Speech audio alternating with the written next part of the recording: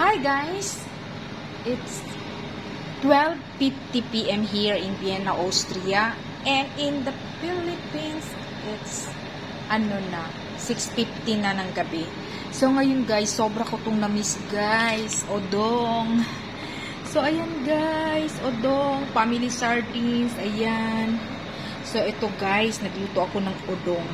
Grabe guys, dati sa Pinas guys, hindi ko talaga ito pinapansin. Siguro, hindi ko talaga kung nagluto siguro ako nito sa Pinas dati, siguro mga once a year.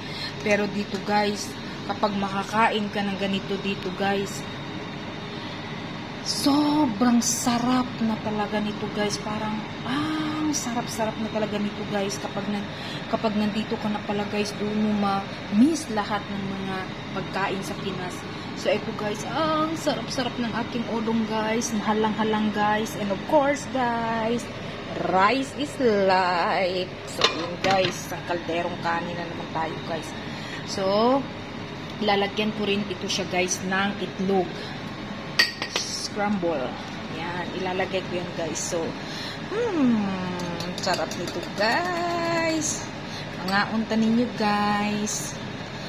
Babush, ibuhos na natin ng egg. Ayan.